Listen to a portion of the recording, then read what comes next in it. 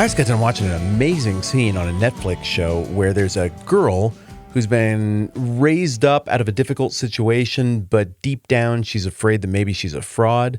And then there's this other character who we don't know very well who is definitely a fraud. And he calls her out, and it's clear that it cuts to the bone for her because nobody wants to be called a fraud.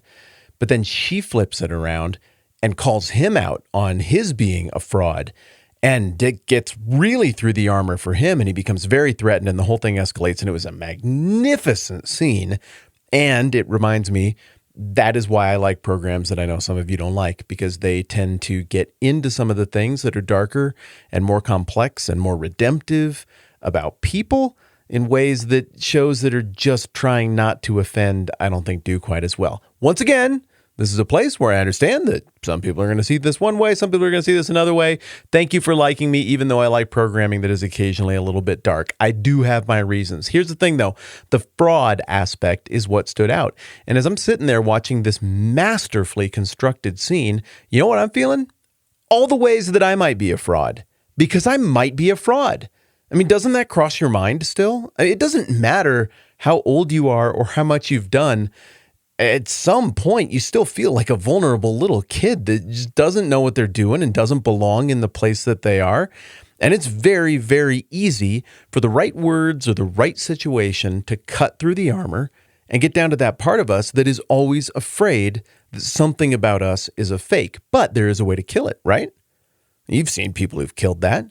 You kill it by picking a persona, building everything about who you are around that persona, making sure other people observe what that persona you've created is, and frankly, you lean into being a fraud. You just pick a version of fraud that you happen to like, and you run with it.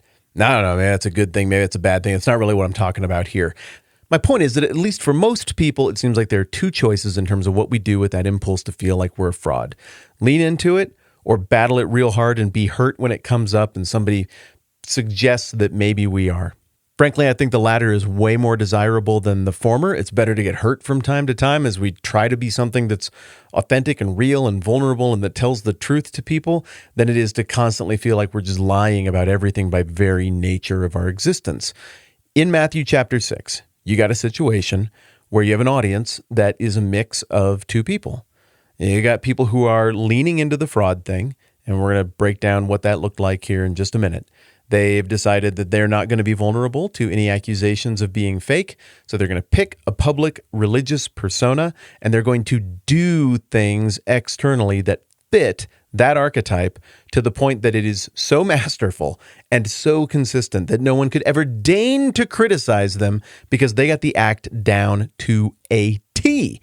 Then you got other people on the hill who frankly just don't have the luxury of doing that. They're not rich enough. They're not sophisticated enough. They're destined to be bit parts in the grand play of somebody else's life. And you got both these people in the audience, and Jesus is going to shift from this grand, magnificent, existential, cut to the level of the heart description of the kingdom and what it looks like to participate in the kingdom and what it looks like to genuinely participate in the kingdom, the level of the essence. Be like, no, I am bought into these values. I am bought into the idea of God as king, not me as king.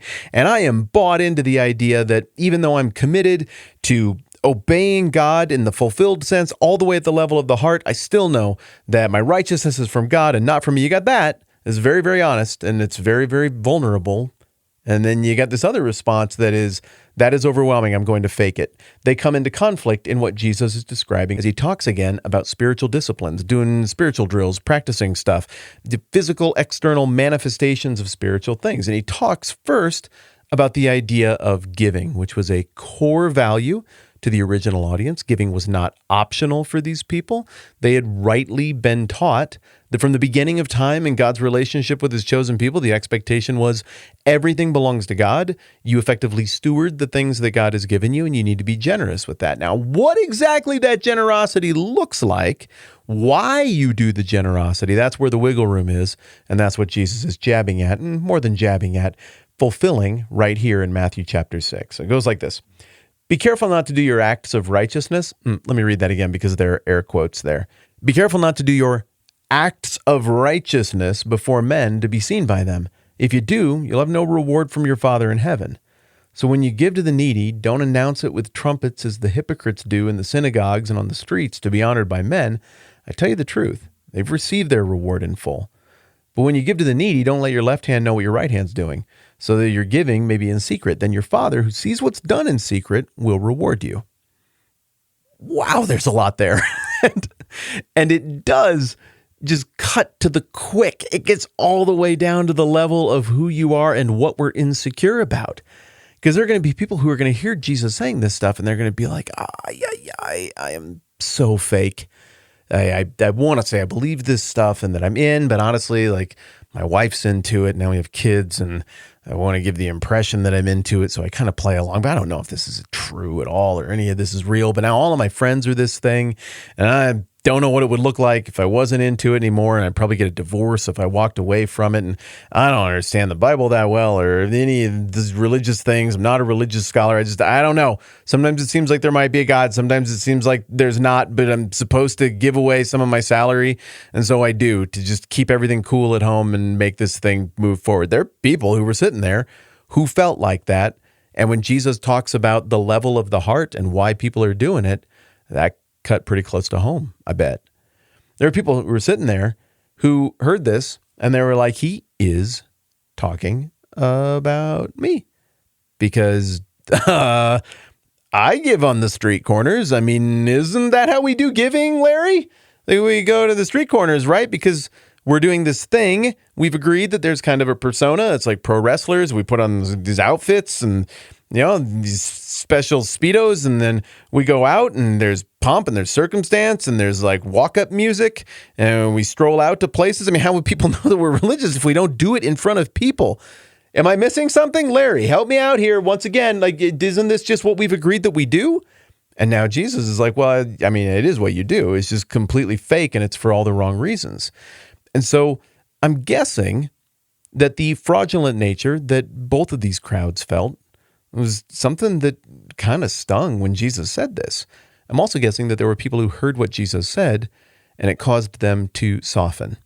The way it does when somebody maybe intones that you're a fraud and they maybe kind of have a point.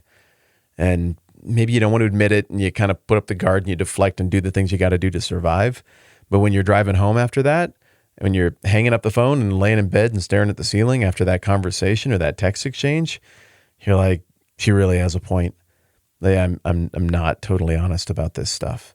There are other people who hear those kind of things and they don't have a mechanism in their thought processes for what happens if they're wrong, what happens if they have a problem.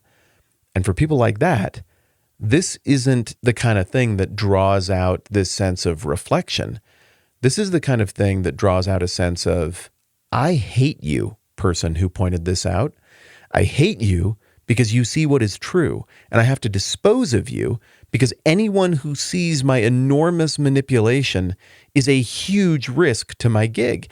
And there are people who live like this. I recognize that. I did counseling for a living for a long time. For crying out loud, I have done this.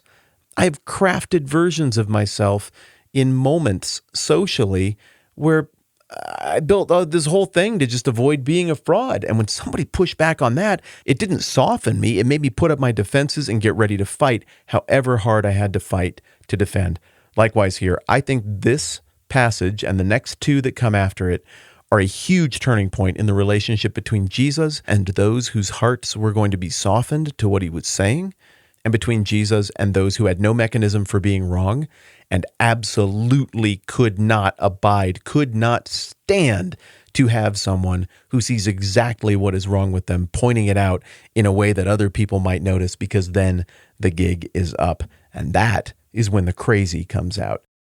You guys remember a few episodes back when I was talking about Dwell, the audio Bible app that I really like?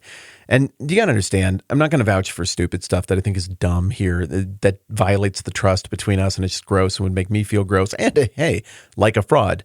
The truth of the matter is, it is the best, most user-friendly, most beautifully presented audio Bible app or interface that I've ever encountered. I do know the people who built it and the people who run it, and I like them and I like what they're going for. So I continue to be delighted to get to put my name next to the whole Dwell thing.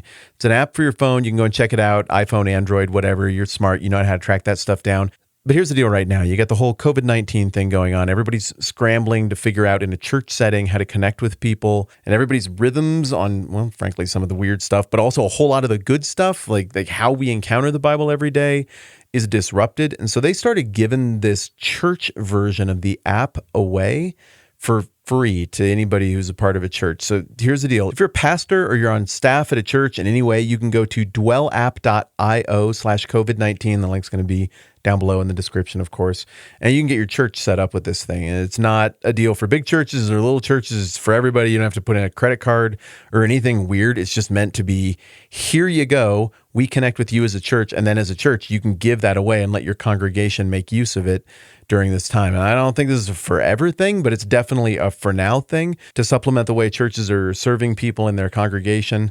And if you're not on church staff, I mean, you can just pass this along to your pastor and they can sign up and then everybody can have it. So it's a pretty awesome thing that they're doing. Again, I know them. I like them. I get their motives for where they're coming from on this. And if you're not using Dwell already as an individual, I hope you'll check it out. But especially if you're attached to a church in any way, this is worth signing up for and using to help out your congregation. Again, it's dwellapp.io/COVID-19. Nothing to buy or anything like that. It's the free deal that they're doing with churches.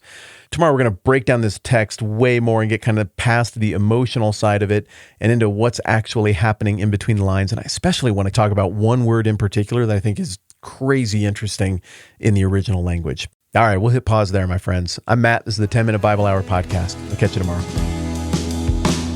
The Fraudmaker speaks, and each week's my critique, till the voice in my head knows that it must be true. But once most unnerving and also deserving,